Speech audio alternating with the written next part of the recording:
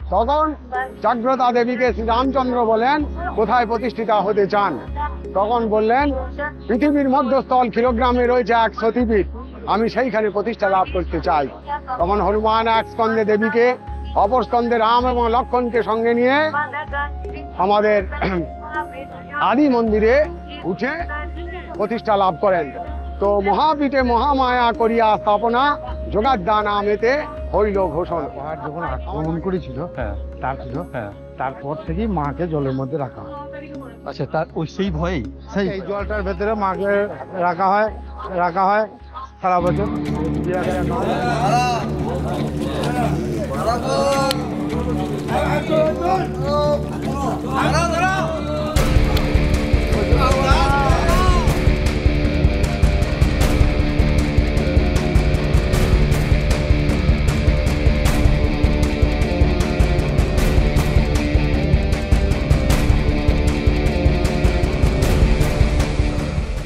ভারতের পশ্চিমবঙ্গ রাজ্যের পূর্ব বর্ধমান জেলার মঙ্গলকোট ব্লকের কাছেই আছে এক গ্রাম, যার নাম ক্ষীরগ্রাম।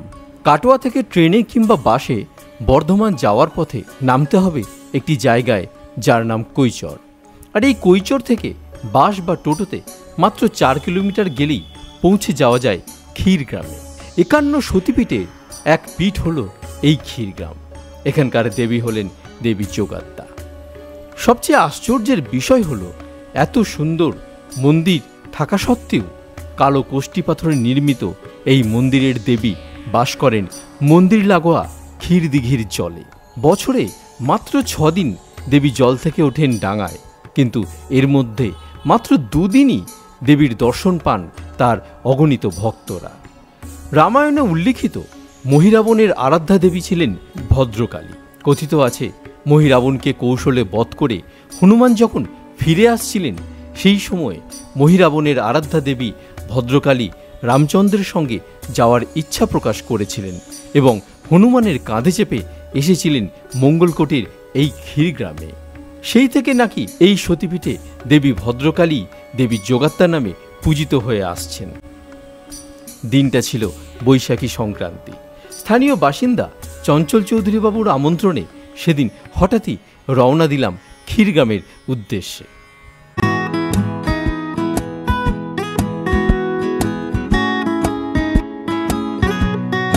আমার শহর মুর্শিদাবাদের বহরমপুর থেকে সেদিন আমি রওনা দিয়েছিলাম বাইক নিয়ে।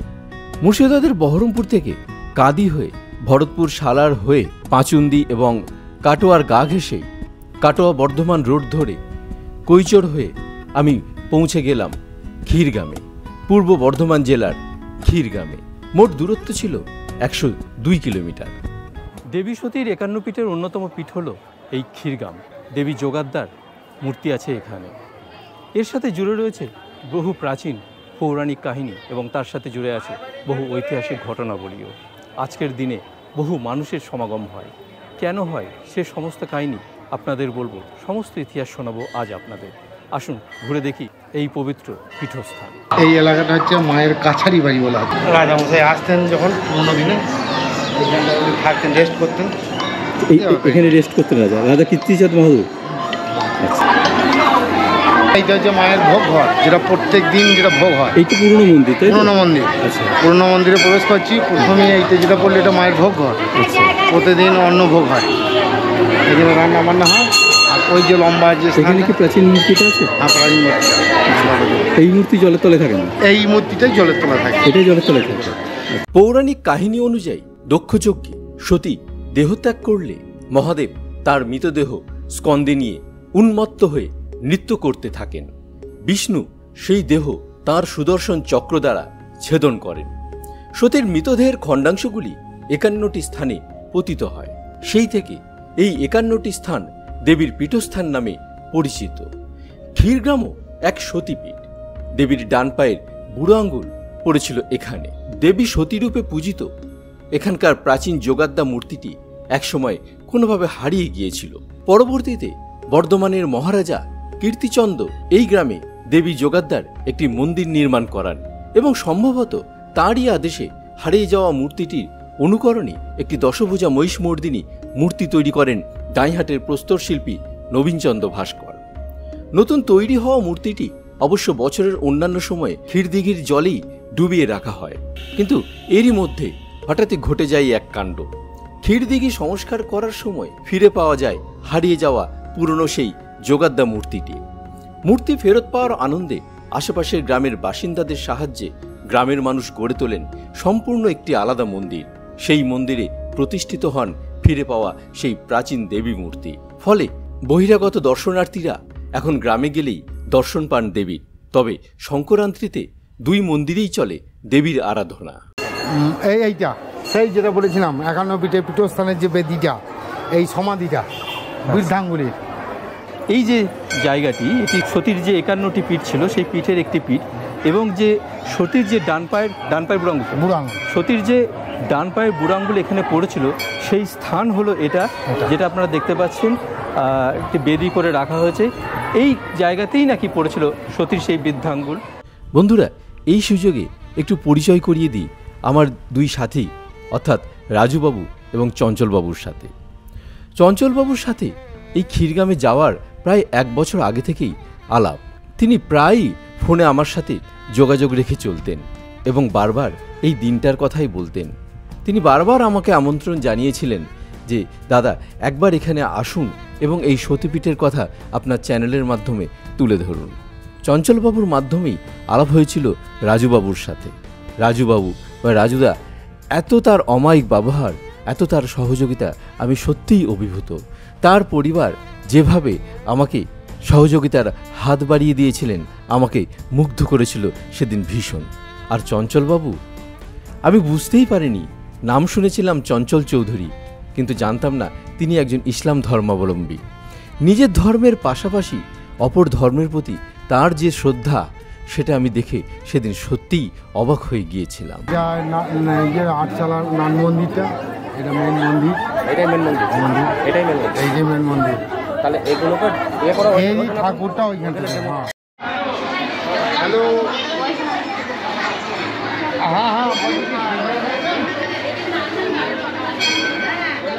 এইটা হচ্ছে ক্ষীরেশ্বর। এই ক্ষীরেশ্বরের মন্দিরের নাম অনুযায়ী আমাদের গ্রামের নাম হয়েছে ক্ষীরগ্রাম। এইটা হচ্ছে দেবী যোগাদ্দা আর ভৈরব ক্ষীরেশ্বর, এটাই ভৈরব, ক্ষীরকণ্ঠ ভৈরব।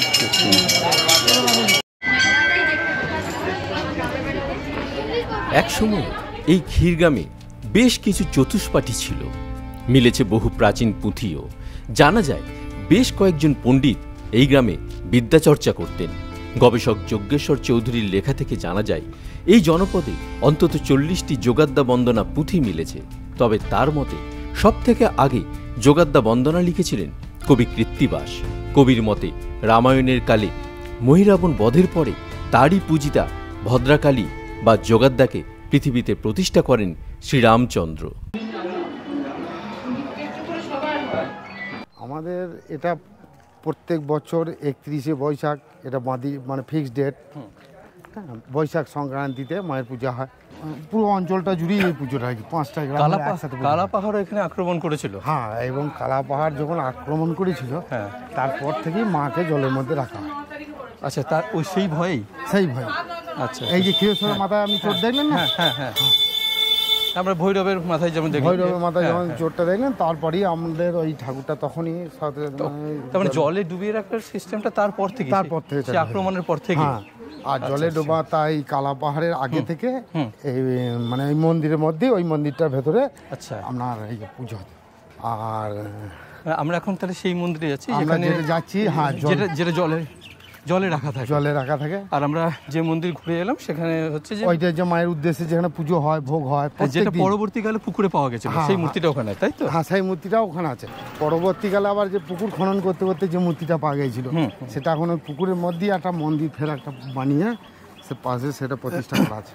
তাহলে যে মূর্তি জলে রাখা হয় সেটা কীর্তিচাঁদ বাহাদুর করেছিলেন আমাদের নবীন ভাস্করকে। নবীন ভাস্কর, দাইহাটের যিনি পাথরের যে ভাস্কর শিল্পী, যিনি তাকে দিয়ে করিয়েছিলেন। আর একটা যেটা জল থেকে পাওয়া গেছিল, সেটা কে করেছিল প্রকৃত ইতিহাস সেটা সম্বন্ধে জানা যায়, তাই তো? সেটা পুকুরটা খনন করতে করতে দেখা যাচ্ছে একই মূর্তি সেম, তখন আগে সবার। তাহলে রামায়ণের সাথেও জুড়ে রয়েছে। হ্যাঁ, রামায়ণের সাথে জুড়ে রয়েছে এখানকার মাঝোয়াদের।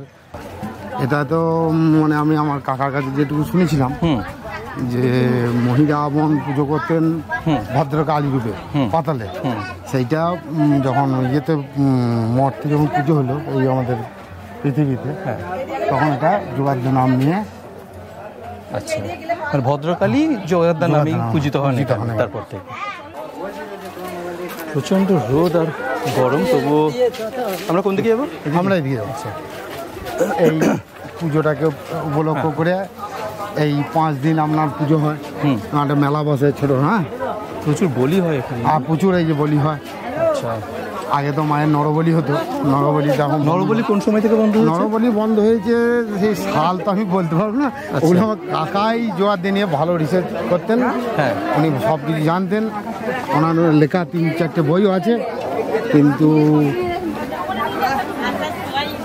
মানে আমরা যে ঘটনাটা শুনেছি, এসে ব্রাহ্মণের একমাত্র ছেলে ছিল, তারপর ওনার যখন মানে নরবলির পালাটা এসেছিল তখন উনি চলে যাচ্ছিলেন, তখন এই যে পাশের গ্রামে আমাদের এখান থেকে 5 কিলোমিটার দূরে একটা গাছতলায় যখন ওনারা মানে মা ছেলেতে বিশ্রাম নিচ্ছিল, তখনই বৃদ্ধ রূপ ঝোড়া ধারণ করে দেবী বলেছিলেন যে তোরা কোথায় যাচ্ছিস? তখন বলেছিলেন যে আমরা এরকম মা জোগাড়দের ভয়ে চলে যাচ্ছি, আর কাল আমার ছেলের বলি দেওয়ার ইয়ে। তখন উনি বলেছিলেন যে তোরা ভয় করে পালিয়ে যাস না, আমি যে মায়ের ইয়েতে, তখন উনি ওনাকে স্বরূপ দেখা দিয়েছিলেন এবং বাড়ি ফিরেছিলেন যে আজ থেকে আর নরবলি দেওয়ার দরকার নেই, ঠিক আছে? তাহলে যে এই যে নরবলি যে বিষয়টা, এখানে কি কোনো সময় ডাকাতিকালি ছিল? ওই নরবলি ব্যাপারটা তো নরবলিটা যেহেতু পাতালে আপনার ভদ্রকালী মহিরাবন যেমন রামচন্দ্রকে আর লক্ষণকে বলি দেওয়ার কথা বলেছিল না, তখন তো হনুমানন্দেরকে উদ্ধার করে নিয়েছিল। তাহলে পাতালে যেহেতু উনি নরবলিতে ইয়েছিলেন, সেই সরষে আমাদের এখানেও বলিটা ছিল, কিন্তু বছরে একবার ছিল, একদিন। আচ্ছা, মানে নরবলি দিতে গেলে তাহলে সেই আমার মানে মধ্যযুগে হয়তো সেই পর্যন্ত ছিল, হ্যাঁ, তারপরে তো নিশ্চয়ই বন্ধ হয়েছে। তারপরে বন্ধ হয়েছে। আমরা এদিকে যাবো। সত্যি প্রচুর ইতিহাস আছে, পৌরাণিক কাহিনী এবং ইতিহাসে ভরপুর এই স্থান। চারিদিকে মেলা আপনারা দেখছেন যে মেলা বসেছে, প্রচুর পরিমাণে দর্শক বা দর্শনার্থী এবং ভক্তরা প্রচুর পরিমাণে এখানে এসছেন।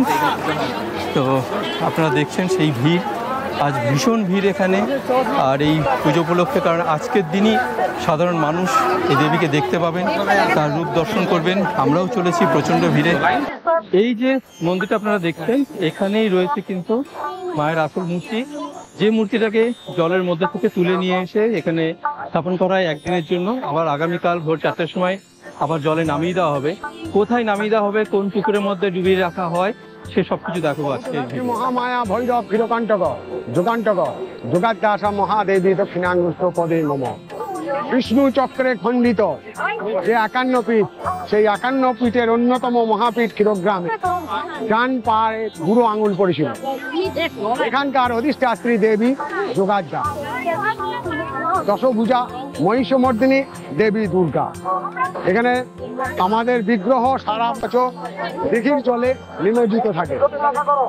বছরে 7 বার দেবীকে জল থেকে তোলা হয়। তার মধ্যে বছরে 2 বার 31শে বৈশাখ, 4টা জ্যৈষ্ঠী জাতি ধর্ম নির্বিশেষে সকলে দর্শন করতে পারেন। বাকি যে 5 বার, সেই 3 দিনে শুধু ব্রাহ্মণ, দত্ত, সামন্ত, মল্ল এনারা দর্শন করতে পারেন। তো আজকে মহাপূজা বর্ধমানের মহারাজা কৌশল্যা গোত্র প্রণয় চাঁদ মহতাবের নামে মহাপূজা সংকল্প হয় এবং উপরে 1টার সময় আমাদের আদি মন্দির, এই আদি মন্দিরে একটা পুজো হয়, সংক্রান্তি পুজো, সেটাও মহারাজার নামে সংকল্প হয়। কিন্তু এবছর মহারাজা মারা গেছেন, তাই মহারাজার নামে সংকল্প হবে না। এই মহাপুজোর দায়ভার আমি নিয়েছি, আমি সভাপণ্ডিত হিসাবে এই পুজো করব। আর মেলা আমাদের 10 দিন ধরে চলে। পুনরায় 4টা জ্যৈষ্ঠী ঠাকুর উঠবে, সন্ধ্যে 6টা থেকে রাত্রি 12টা পর্যন্ত দর্শন করা যাবে। প্লাস আমাদের আর একটি এখানে ব্যাকগ্রাউন্ড আছে, সেটি হচ্ছে গিয়ে পাতালে রাবণের পুত্র মহিরাবণের বাস। রাম রাবণের যুদ্ধ চলাকালীন পিতার পরম শত্রু রঘুকুলপতি শ্রী রামচন্দ্র এবং তার ভাই লক্ষণকে মহিরাবণ পাতালে নিয়ে আসেন দেবী ভদ্রকালীর সামনে বলি দেবার উদ্দেশ্যে। কিন্তু হনুমান দ্বারা তার এই ষড়যন্ত্র ব্যর্থ হয়, উল্টে হনুমানই বধ করে দেন মহিরাবণকে। তখন তার মহিরাবণ শ্রী রামচন্দ্রকে বলেন, আমার সেবককে তোরা বধ করলি, তাহলে আমাদের পূজা অর্চনা কিভাবে হবে? তখন জাগ্রতা দেবীকে শ্রী রামচন্দ্র বলেন, কোথায় প্রতিষ্ঠিতা হতে চান? তখন বললেন, পৃথিবীর মধ্যস্থল কিলোগ্রামে রয়েছে এক সতীপীঠ, আমি সেইখানে প্রতিষ্ঠা লাভ করতে চাই। তখন হনুমান এক স্কন্ধে দেবীকে, অপর স্কন্ধে রাম এবং লক্ষণকে সঙ্গে নিয়ে আমাদের আদি মন্দিরে উঠে প্রতিষ্ঠা লাভ করেন। তো মহাপীঠে মহামায়া করিয়া স্থাপনা, যোগাদ্দা নামেতে হইল ঘোষণা। আমাদের আগে নরবলি হইতো, নরবলি প্রথা বহুকাল আগে বন্ধ হয়ে গেছে। এখন ছাক, মেষ, মোষ দ্বারা দেবীর পূজিতা হয়। দেবী দশভুজা, মহিষমর্দিনী দুর্গা।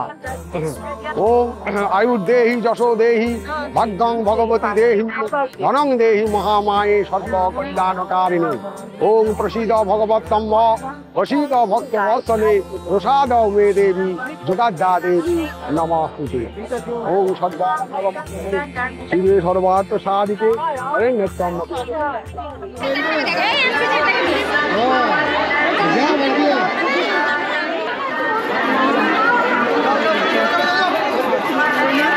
চলো চলো চলো চলো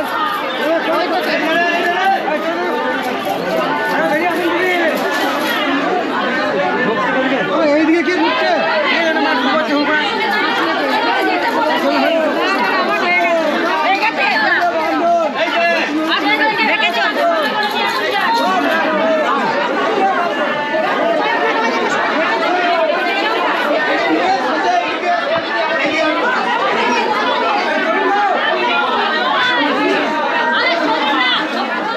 যেখানে জলের মধ্যে রাখা হয় সেই জায়গাটা, আর মায়ের এই দিঘিটা খনন করতে করতে যেটা পাওয়া যাইছিল সেইটার যে নতুন করে মূর্তি করে মন্দির করে প্রতিষ্ঠা করা আছে সেই জায়গাটা, এই দুটো দেখবো, আসুন।